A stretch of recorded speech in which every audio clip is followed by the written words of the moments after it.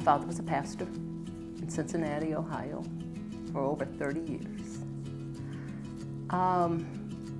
Mom was his wife. She taught Sunday school. She played for the Sunday school. She participated in the women's activities and things in the church.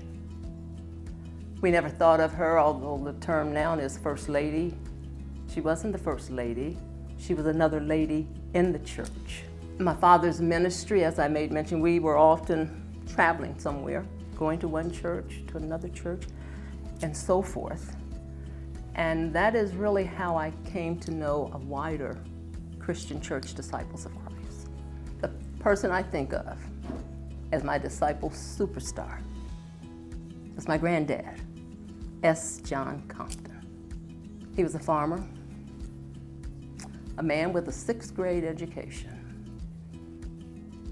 He was a preacher. He founded a church in Canton, Ohio, Cherry Avenue Christian Church. I remember being there many Sundays as a youngster. He was my superstar. Now, as a child, I loved Grandpa. My dad said, Grandpa's coming. I couldn't wait for him to get there. Or we were going to visit Grandpa. I couldn't wait. But that was as a child. I was blessed to get to know my granddad as an adult. I was able to, when he moved to Little Rock, Arkansas and pastored Cross Street Christian Church down there, I was able to go down there and to see Pastor S. John Compton, not just Grandpa.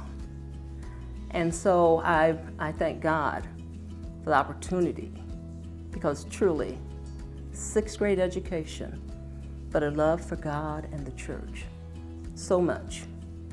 I just thank God for the opportunity to really have gotten to know my granddad. I became a teacher. My mother was an educator, and I became an educator. And I have a host of family. Some of them are preachers and teachers, and they do both. And I followed that line.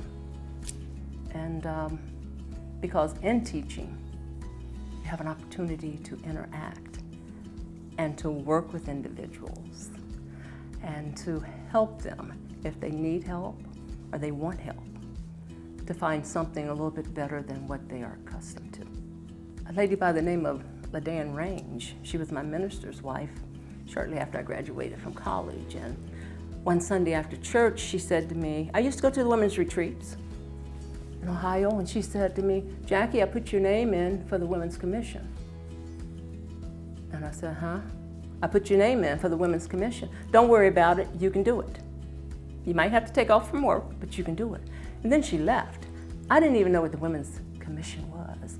But because LaDanne Range said to me, you can do it, okay, I can do it.